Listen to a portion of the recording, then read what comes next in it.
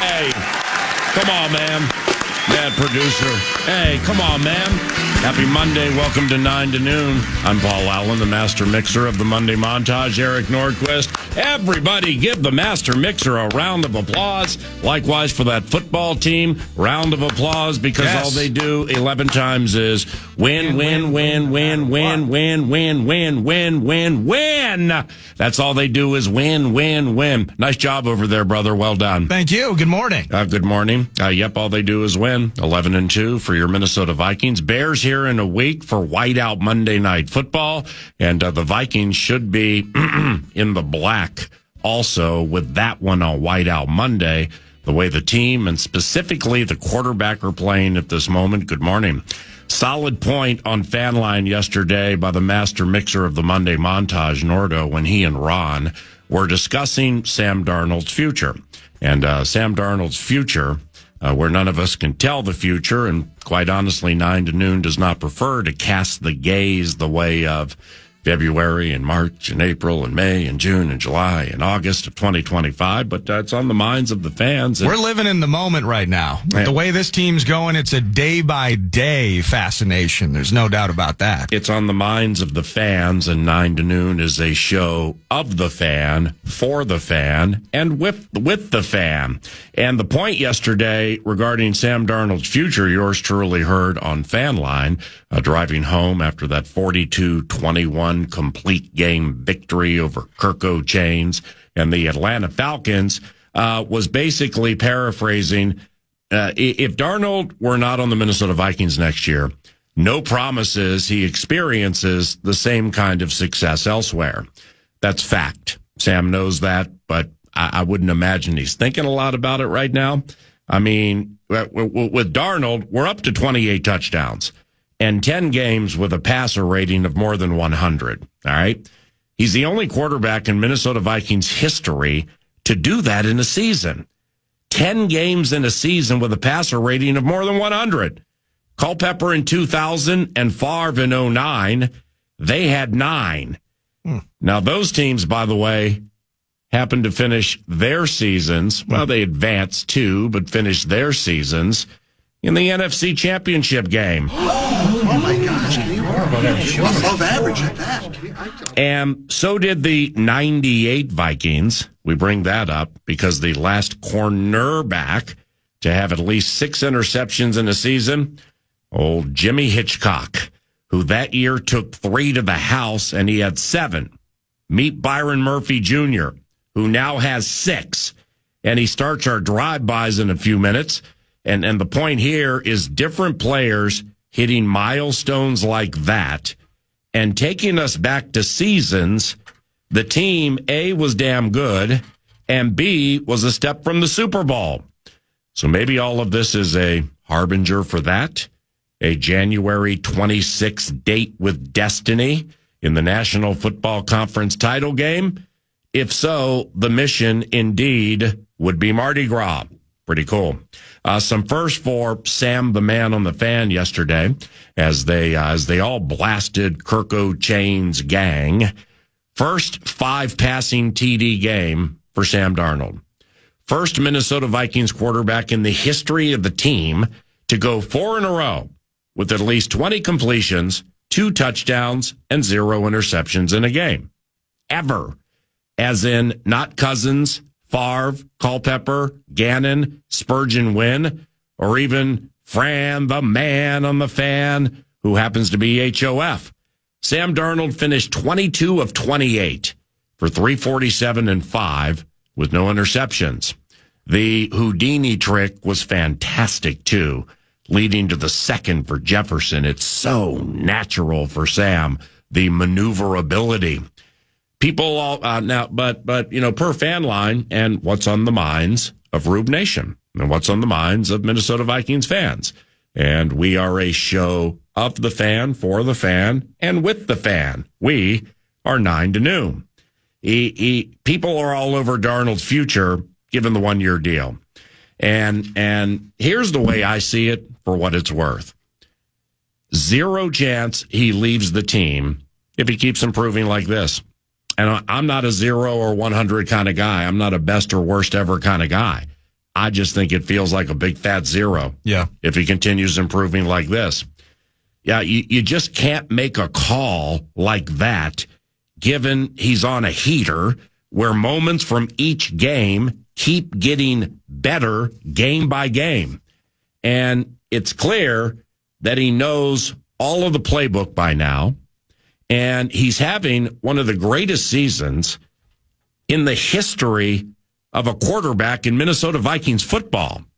So while 9 to Noon respects and appreciates the consternation with the casting of the gaze with this quarterback, it's a very tricky figure when you're talking about early December and the team's 11-2 about to play the Chicago Bears a week from today. But for what it's worth, if I were pressed on this, and like I had to be right, for me, all right, feels like $38 million on the tag. The youngest JJ turns 22 in January and gets some more time to simmer. Daniel Jones, no idea, but I ain't tripping on that. Franchise, so here's the deal. Franchise, keep and play, or franchise and trade for a boatload of currency. One of those, I believe, quite possibly could be the answer. If moving Sam Darnold, Cleveland with Stefanski, Tennessee to let Levis sit a smidge, the New York Giants, they immediately come to mind, the Raiders too for sure, but we also have the draft. But there's plenty of time to analyze this. I sensed that in your voice yesterday on Fan Line. Am I accurate? And good morning. Good morning. And you are accurate. I was joking with Ron about it as well. If we're talking about this, we're having this conversation after that Jaguars game, the 12-7 bit. Yeah. It's a different kind of conversation, right? Oh, yeah. And so now we are riding so high off of 350 and 5, and we should be super pumped about it. This 4-game stretch, the 11 touchdowns, no picks. You laid it out, the completions. What he's doing is remarkable in the context of the franchise's history, and it's fantastic. Yep. And if he keeps playing like this, and we're still doing Monday montages in late January with dreams of doing one in February, then you can't get rid of him. But there's the duality of the plan of getting more financially flexible, and you just invested a top 10 pick in a QB of the future. Mm-hmm. You believe that a lot of the success of Sam is given the environment and the coaching. You laud the head coach for his scheme, for his development abilities, to the point then that gives you faith in what he could do with the 21, soon to be 22-year-old. And is this, and then ultimately, is this potentially a flash in the pan? How does it look? How would he look with another organization? I would be, if we're having conversations in March, I'd be curious what the Rams are doing with a certain Matt Stafford. Yeah. And that coach, if you're going to try and make connections in terms of places he could go with a similar scheme and similar high-end coaching ability. But that's where, but in the end, I'm thinking, this team's 11-2. Like, I'm watching the Bills last night. I'm like, I need them to put 42 on Aaron Glenn's defense at Ford Field in a week or two. Like, I'm worried about that. I'm thinking, The Niners, I don't think are done trying. This is fantastic. Lions got to go to the Bay. And so I'm thinking about what Purdy can do with Jawan Jennings and Kittle and all of that. So I'm still so focused on the moment, the day-by-day fascination, that I'm not bored with the conversation. I love that we're in a spot where 2-3 months ago, we're so shocked by what's going on that we would never have anticipated having this chat like we are right now. It's a beautiful thing. I'm still thinking about eyes on the prize in 2024. But it's not time. It's kind of a dirty talker. Yeah. Because if you're like, franchise him and keep him, franchise him and tag him, then you're like, okay, well, how's Sam going to feel with X amount of tens of millions not coming from a team he just took to wherever? It's kind of a dirty talker. Let's analyze all this when the spectacular 2024 comes to a conclusion. But that's the way 9 to Noon would bet it right now. Talk back and text on that and more later if you like. We got a couple of spots for that today, I believe. And yours truly opted for some locker room drive-by talk back more than people know after the victory. And started with Byron Murphy Jr., the cornerback. The one-handed interception, Byron, super cool. Did Justin Jefferson perchance say anything to you after pick number 6? He came up to me and said, "You a bad boy," and I just think that comes with us throwing the ball around, during walkthroughs and stuff. We're always just working on catching, and I just think that small stuff right there kind of helped me with that pick right there, because we like I said in walkthroughs, we would throw catch one hands and stuff like that. So I definitely think that took a part of it. And like we said during the broadcast, for Byron Murphy Jr., 6 interceptions in a season is the most by a Vikings cornerback since Jimmy Hitchcock in 1998. He had 7 that year. They won 15 games, and Byron has 6 this year. Tricky game today. They won the toss, took the ball, which is a defensive player. I mean, you kind of got to be like, okay, that doesn't happen often. Then they went down and scored. What changed after that? Definitely, when they took the ball, that just let us know they're coming to play. They came out here to play today. Obviously, the whole defense, that's going to wake us up. Know us, we got to go be on our business. Like you said, they came out, they made a couple plays, got the touchdown, and we just had to go back to the sideline, get the coaching points, and get our corrections. Go ahead. And everything after that, I feel like just started coming together. Obviously, us communicating on the defensive side and talking to each other even more. Lastly, Byron Murphy Jr., Vikings have won 6 in a row, 6 interceptions for Byron. From what you saw with your former teammate Kirk Cousins on film up to the game, where he'd been struggling mightily his previous 3, compared to what you saw in the game, was anything different? I would just say Kirk's a great quarterback. Obviously had the time here with him. Definitely just, obviously watching film, he's getting the ball, kind of getting those interceptions. So I knew I had a chance to go get one. But we knew he was going to come in, play on his A game, obviously being back in Minnesota. But like I said, Kirk he's a good quarterback, but I just knew I had to go get the ball from him. You're fantastic. Congratulations on the victory. Yes, sir. I appreciate it. Byron Murphy Jr. With his 6th interception, and the Minnesota Vikings were able to turn this really into like the 3rd preseason game, where nothing but a bunch of backups were in the game at the end of the game, and that's largely due to our next drive-by candidate, assuming he's up for a short chat. He's Justin Jefferson. Look at that smile. Holy cow. First of all, congratulations on becoming the youngest and the first in the history of the NFL through 5 seasons to have 7,000 yards through 5 seasons. We're not even through 5 seasons. And like Ben Lieber said to you after the game, your first touchdown since the Lions game, first 100-yard game since the Indianapolis Colts game, and Jordan got a lot today too. What was the recipe for you and Jordan to blow up the way you did? I mean, it's kind of been talked about, just having one of those games where both of us is having that type of night. And I mean, tonight was that night, just everybody executing, Sam just being in that pocket comfortable and just being able to, just give us some opportunities downfield. I feel like that was the biggest part. It's just taking the top off. We haven't felt like we took the top off of many defenses for them to respect the deep throw in the deep routes that we run. So today, just going vertical and just getting over top, that's going to help us tremendously down the line. I chatted with Kevin O'Connell, the head coach, before the game about this vice, this clamp that you have on you every single game. So when you think that, best receiver in the NFL, okay, they're not letting him get down the field. So what's that mean for the explosive passing game? Oh, the Vikings into the game at 47 completions at 20 yards or more while they're putting a clamp on 18. So I got to believe today, along with what's happened the last couple of games, specifically starting in that Bears game where everything opened up, it's starting to open up a little bit even for you, right? Oh, for sure. Definitely didn't see as many double teams, triple teams, especially in the red zone, just getting a little bit of man-to-man coverage on my touchdown. So we always say, we get those man-to-man coverages. We love those, we always feel confident, especially in myself, to win those type of battles. And, the opportunities are going to come. We just got to keep balling out there. Hey, let me ask you this question to close here, Justin, because the defense you go against in practice is, in essence, the defense being mimicked that you're going to see in the game. So let's go back to training camp when Flores was putting this whole thing together this year and last year.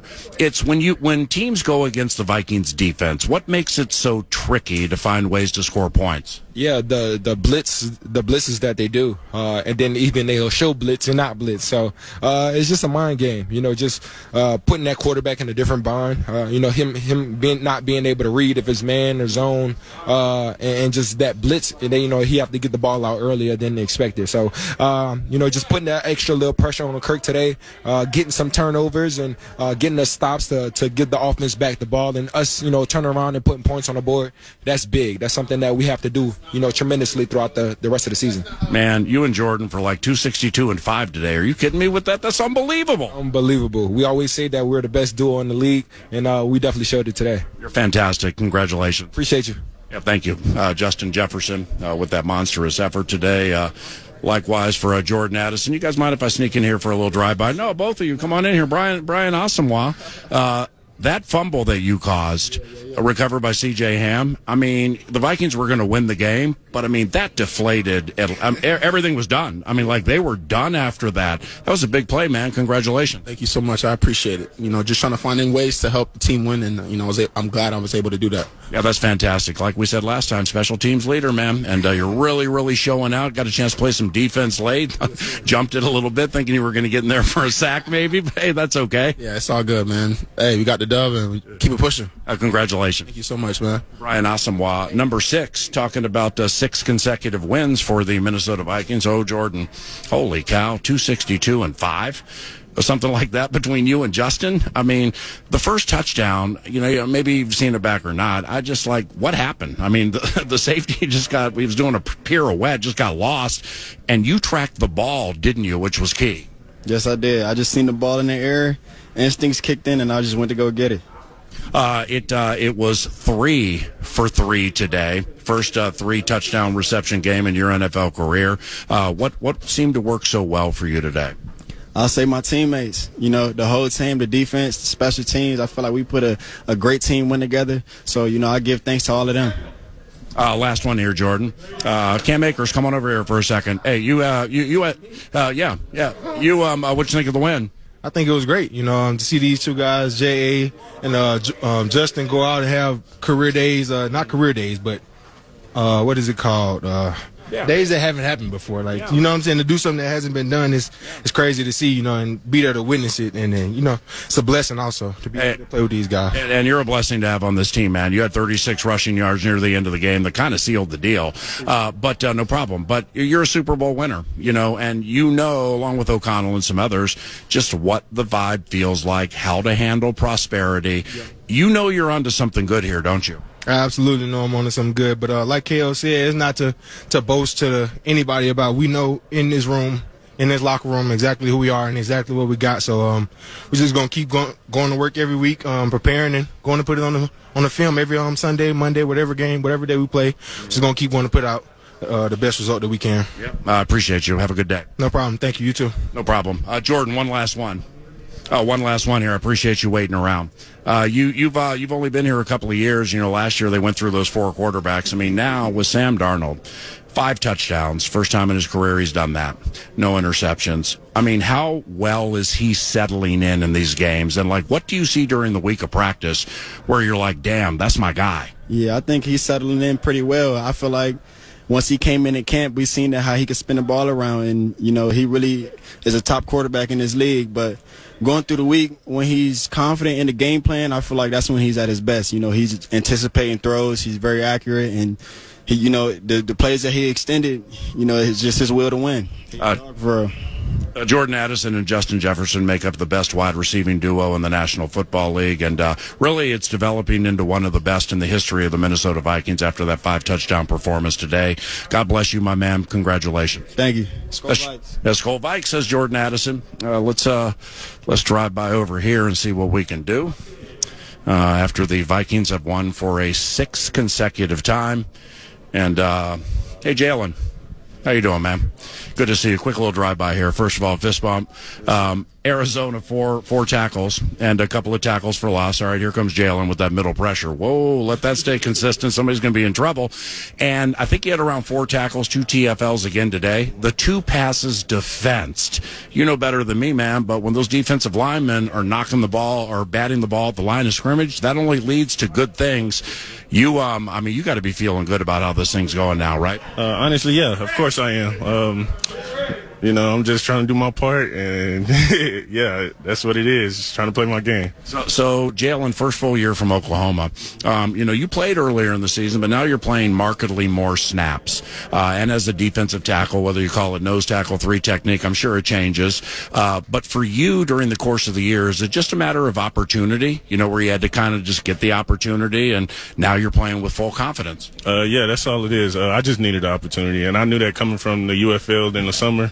I was just hoping somebody gave me an opportunity, and I was going to take it and run with it. So that's what I've been doing. Hey, a couple of guys with whom you play in your room, Harrison Phillips, Jerry Tillery, Jonathan Bullard, all really good against the run. Harrison has 4 passes defense this year, which is, I just can't stress it enough. It's so key when defensive linemen do that.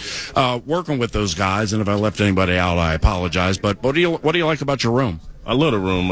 All 3 of those guys are some great vets, and they help you out. They're not like the vets, try to help make you figure it out on your own. They all help you out no matter what.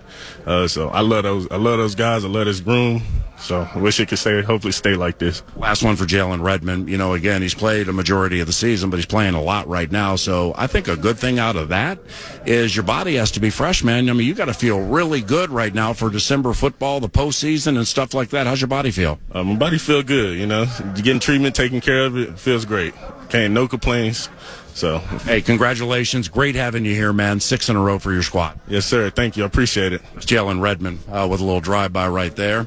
And the Minnesota Vikings absolutely whooped on the Atlanta Falcons today and ran up 6 touchdowns during the course of the game. 1 running by Aaron Jones, and the rest of them were passing. Jefferson finished with 2, and Jordan Addison had a 3-touchdown game, which paved the way for that victory today. Trying to wait for a final drive-by here and see if I can't sneak in here real quick and see what old Harrison Smith's doing.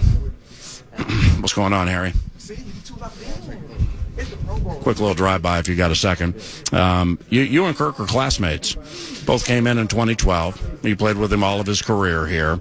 Is what you saw today what you guys saw during the week, or did they run it a little more effectively? What you think of the game?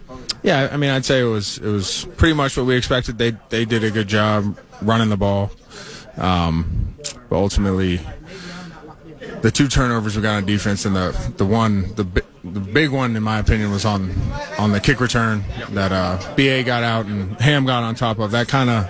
That was really the point in the game that changed it. And the guy to your left here we chatted with to begin these drive-bys, Byron Murphy Jr. Six interceptions, man. That's the most by a cornerback for the Minnesota Vikings since Jimmy Hitchcock in 1998. Holy cow.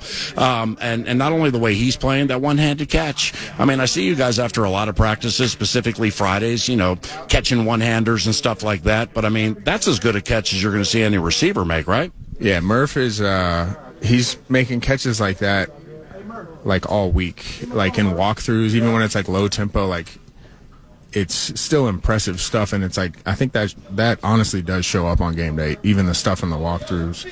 And he's a hell of a player. He's making a lot of plays, not just picks too. Yep. Tight end coverage, tackling well. Yep. He's one of the best doing it right now. All right, last one here for you, man.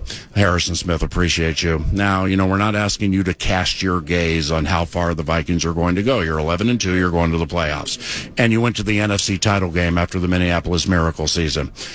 Is this maybe the most fun you've had with a team, given your teammates, those who are in the DB's room, the coaching staff and everything? Yeah, I don't like to compare a lot of teams I've played on, but one thing I know about this group is I look forward to coming in during the week, not just game days, which game days are always going to be fantastic and a blast, but coming in on a Wednesday, to start the week, and I'm excited to be there early. I think that speaks a lot for where we're at right now. You're fantastic. Thank you, Harrison. Thanks, BA. All right. I mean, there are a couple of what's next plan conversations. There are a few what's next plan conversations to be had with these Minnesota Vikings that do not involve the quarterback. And we have plenty of time to get into those today, during the week, during the month, and during the offseason. Good morning. You're listening to 9 to Noon, and courtesy of TimberTech and TimberTech.com. Vikes Bites are around the corner. The analyst joins at about 10:03, and much more coming your way at FM 100.3 KFAN. This is 11-2 Radio on your home for Minnesota Vikings football. FM 100.3 KFAN.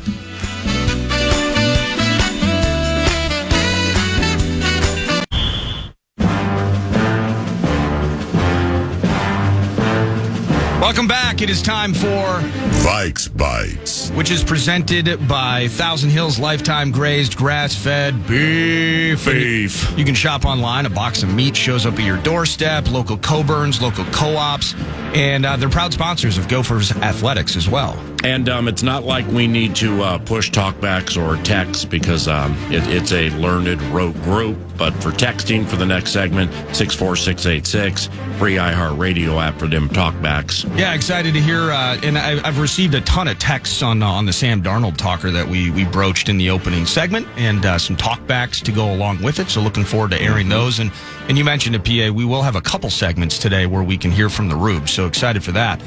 Excited that you, as part of your drive-bys. By the way, when things are really good, suddenly, Justin Jefferson, he gets $130 and change and a couple of scores yesterday. He's doing post games on the field. He's doing chats with you. But one of my favorites was Jalen Redmond. And this is kind of a story that is evolving in terms of undrafted cats, people that needed a circuitous route, so to speak, to find their way to the NFL. Yeah. Jalen Redmond, certainly one of those. He was part of 8 batted passes by the Vikings defense yesterday, PA. And the reason I bring that up is because of those 8, you're thinking, man, pass defense, Fabian Moreau in the mix. He had one. And Byron Murphy, of course. These are coming from the cornerbacks. No, how about this? 2 from Jalen Redmond, 1 from Andrew Van Ginkel, who was basically 1 inch away from heading the other way with a potential pick 6, which would have been his 3rd of the year. He was upset after the game that he didn't catch it and palm it. Yeah. He tried to tip it to himself, and he was legitimately low-key frustrated that he didn't catch it and palm it with one of them big meat hooks. Well, when you've already got 2 this year, PA, and it's kind of a thing that appears to be something you're really good at, you appreciate his hunt for perfection and him analyzing the near pick 6 that ultimately wasn't. More passes batted, Harrison Phillips at the line. I believe Blake Cashman's pass defense was at the line as well as he was rushing in on Kirk. My point with all of this is this was kind of a thing when Kirk was here, PA. If you do remember, there were times in games where Kirk would throw it into the line. Somebody can't get to Kirk for a sack, so they just got their hands up, and a big bear paw comes out of nowhere and knocks the pass down. No, everybody got their hands up. 9 to noon. And they stay there. I got to do my own montage. Yeah, you did. I liked it.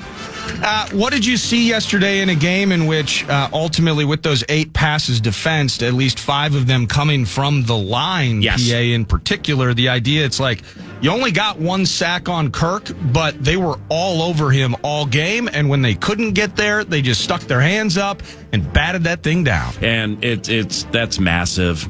Kevin Williams, former defensive tackle for the Vikings, was incredibly good at this.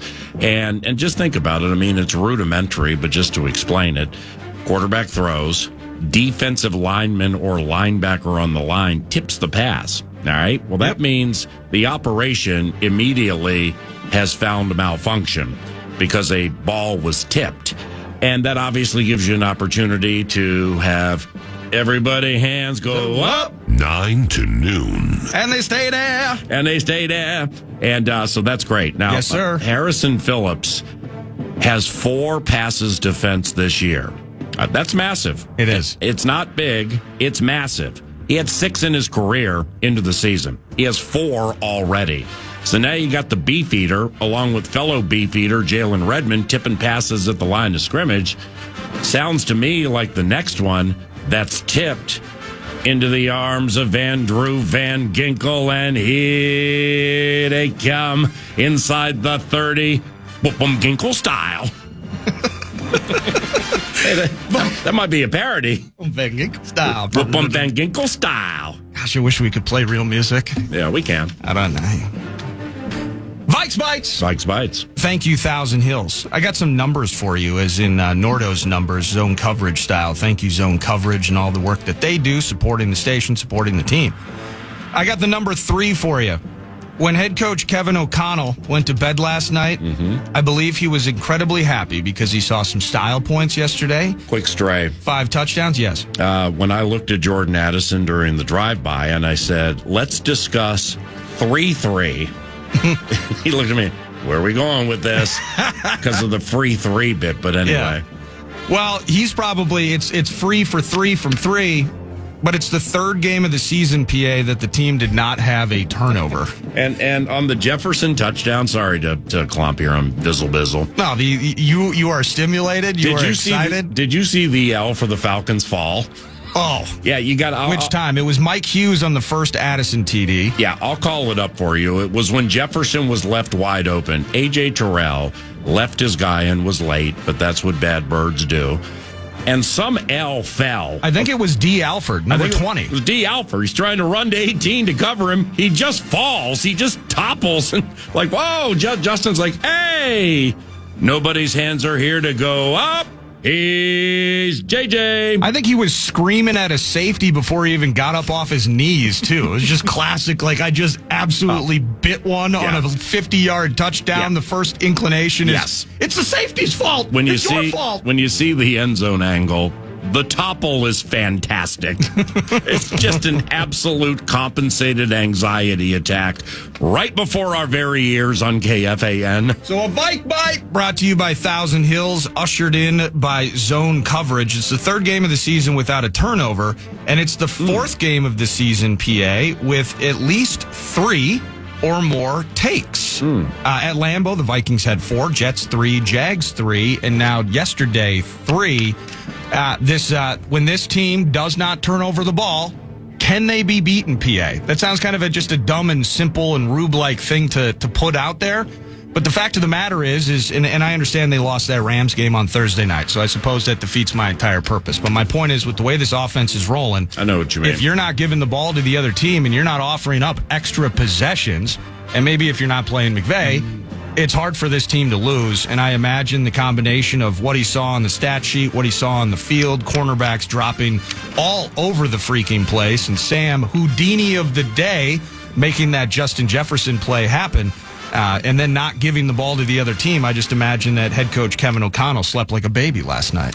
The operative number here, well, Jones didn't fumble, okay, but I never really thought that was going to be like an every game thing, even though it was kind of becoming an every game thing. Then I guess his mom got into him a little bit, and everything's all copacetic. Well, that was the key there. I think Mama changed the whole equation. So the operative number per the lack of gives would be 138. 138. Know what that is? No, I do not. The consecutive passes Sam Darnold has thrown since his last interception. Now, Chains is up there in the 200s. Yeah. So there are a few to pass here. Right. But just think about the Jags game. And by the way, in that Jags game, when I was adding this bad boy up to get to 111 for the game calling depth chart, there was a pick to Ronald Darby that ended up being no play. So we almost had 4. I mean, it's like my hands ain't going to go up. By the way, 138. Shaq Griffin picked that ball off. Yeah, that's what I thought. 2 hands for Shaq, 1 hand for Drake London. Yep. It is a simple math equation. That is Vikings ball. And they even challenged it. It was 1 hand for Drake London. 1 hand, and Shaq had 2. And then they curl up together, and it's probably one of those classic, well, if they would have called it this way on the field, it would have stood, guys. I can't freaking believe that they didn't give that to Shaq Griffin. It was a nice play by him. The only other thing I got for you while we're talking about numbers, I mean, Justin Jefferson, the 3rd fewest of all time, 3rd fewest games, 73 games, to reach 7,000 career receiving yards. So Justin Jefferson was peaking at a blowout game a week ago against the Cardinals, 99 yards, 6 catches, things starting to open up. Yesterday, the dam completely broke. Sam had the best game of his career, and Justin Jefferson and his 2 TDs, 3 for 3. It was a beautiful day yesterday. And 9 to noon, new it had to eventually become that. He's JJ! And we'll explain what we mean with some texts and talkbacks around the corner on your home for Vikings football, KFAN.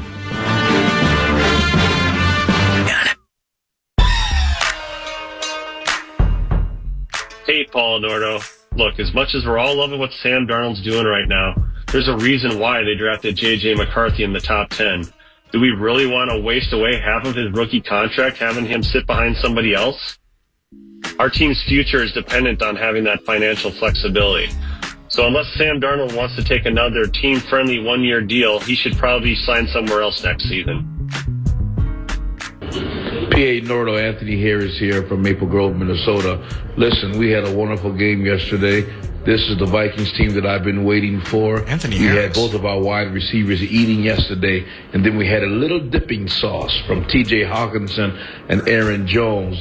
If the Vikings keep playing like this, they'll be a tough team to beat. What up, Ant?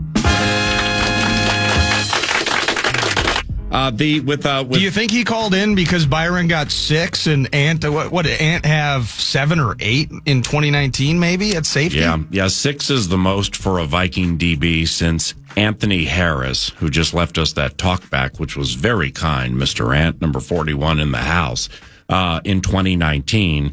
The most, which amazes me, that his 6 interceptions are the most for a cornerback since Bursic's team in 1998, where they were up by 30 points in the first half every game. And Jimmy Hitchcock, by the way, a former, the first weekly pro sports guest in the history of radio shows that I've been part of. It used to be PA in Dubai. He joined weekly, and he was playing on one knee. He had a really bad knee that season. 7 interceptions, 3 got to the house because he could jump routes.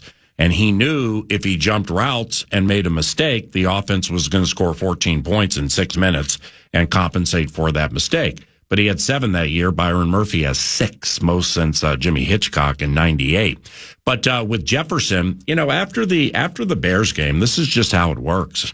When he had that 20-yard reception in overtime, which was big, but Addison had like 162. Hawkinson had 114, 109 in the fourth quarter, in the second half in overtime, and Jones had more than 100 rushing. When you do that, it has to loosen up for the guy, the guy clamped up in the vice. Yeah. And it did the next game. He went for 99. And then now, $130 and change and 2. Now with the Bears here on Monday night, the way they play, they rush 4 and drop 7. That's what they do. They're not a big blitzing team. They rush 4, they drop 7, and the clamp that was put on Jefferson in the Bears game, for my taste, was as vicey and clampy as you possibly can get. In fact, we discussed it the next day. He was doubled so hard in the back center of the end zone in the first quarter, first half for sure. Kyler Gordon and this other rube doubling him, they were right on his hip. I mean, it wasn't even like the here, Sammy, trying to suck him into some take the cheese bit. No, they were right on the hips of Justin Jefferson, and Kyler Gordon pushed him down, and it was missed. So that was about as intense a coverage piece over the totality of a game that I can remember with Justin Jefferson. Bears paid. Now the Vikings got goofy late, with the DeAndre Carter kick return and the onside kick and things like that. But nevertheless, they were set to blow out the Chicago Bears despite this coverage Justin was getting. And it loosened in the Arizona game. And as Justin said via the drive-by, there were not many double teams on him in this game, or maybe he said as many. So it's loosening. Now, I'm not really sure it's going to loosen a ton on Monday Night Football because that's just not how the Bears play. And, I don't think in a nationally televised game where Chicago's taking nothing but fat L's. I mean, at halftime of the Niners game yesterday, the 49ers had 14 first downs. Chicago had 1. I mean, it's just what an awful way to start right after you get rid of your coach. But nevertheless, I just can't see them wanting to be part in any way of somebody going for 240 and 2 in a nationally televised game.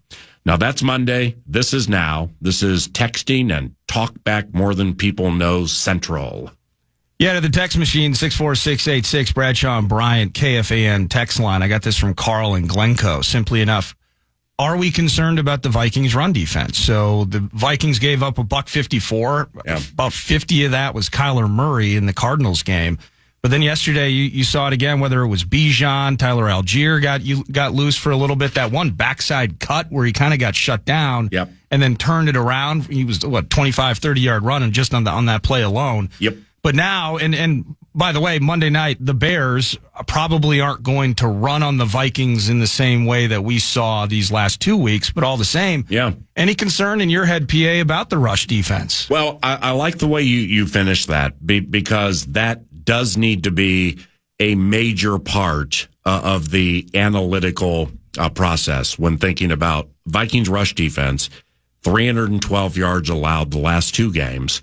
Bijan and Algier got in, and Bijan got in for it too. It's the Cardinals run. All right, now they run first to set up the pass. Atlanta is a balanced zone, wide zone running type team. Think the Kubiak bit where they bend a lot of their plays back, and they do it quite well. DeAndre Swift and Roschon Johnson, if he plays. Roschon missed the game against the Niners with a concussion, but I believe he'll play Monday Night Football. Unless they're changing their offense on the fly, that's not how they play. Right. And that's not how their offensive linemen block. Now, their quarterback does run, so therefore, that if I'm the Bears, I absolutely look at the recipe that was established by Arizona and Atlanta the last two. And Atlanta copied Arizona, but that's fine because it's a copycat league. Is you run, you throw shorties to get first downs, you chew the clock, you keep 18, 14, and the rest of the gang off the field, and you try to shrink the game to beat these guys so your quarterback is not in 3rd and 7 or longer. Here comes Grenard or whomever, bam, down goes the quarterback. And you're able to manipulate the game that way. The Bears would be foolish if they did not follow some form of that plan. It's crazy, though. And they gave the Vikings allowed nearly 500 yards of offense. I mean, if this was a Monday and we still had Kirk on this team, and we're talking about a game in which they were able to run it for 32 times at 5 a clip, $158, as I mentioned, and Kirk threw it 37 times in a loss. Mm-hmm. Like, that was kind of the recipe. It's like, get Dalvin moving. You get into that $150 territory. You control the game. Defense can't give up 42, obviously, but we would be apoplectic this morning. That's like the perfect recipe when we were breaking down, like, Kirk going to Atlanta. How's it going to work with Kirk? And it was like, well, they got Bijan down there, and they have the ability to run the ball. And then he's one of the best play-action quarterbacks in the NFL, even at this age. We'll see how the Achilles works. I would be, just absolutely on fire if I was a Falcons fan and looking at, you get all that on the ground, you get 340 from your QB, and you're taking that L. One more. Let me see if I got a text here. Hello, PA. This might be a little too much of a simplification, the texter writes. But if you think about it, the Vikings team has played a great season, and they only had a 5-day stretch of playing just poorly enough to garner 2 losses. So, PA, can you simplify this season thus far and just say, of all things, they just had a bad 5-day stretch? Well, I can simplify it even more. And by the way, more room for texts and or talkbacks at 11 o'clock. Yep. Our weekly guest, Parker Fox, is in Bloomington, Indiana, set to play the Hoosiers this evening. So he has shoot around. So we'll take some more about an hour from now. But I can simplify it like this. I don't have the exact number in front of me. It's in the 20s. But this is so by far the best division in the National Football League, with Minnesota, Detroit, Green Bay, or Detroit, Minnesota, Green Bay. I don't think any of these teams have lost to some outside of the division. They haven't lost a game since like mid to early October. All they do is win, and whenever the Vikings lost to the LA Rams. So the simplification of it is this division is of the powerhouse variety. and that includes Green Bay to a certain extent. Yeah, you nailed it. The Vikings are 28-3 against the rest of the NFL, and outside of games against each other, none of them have lost since October. Vikings and Lions and Packers. All three of them. 28-3 against the rest of the NFL. None of them have lost a non-division game since October. Oh, my. Box. Let's get the thoughts of the analyst Pete Bursich, courtesy of Sukup and Sukup.com, next.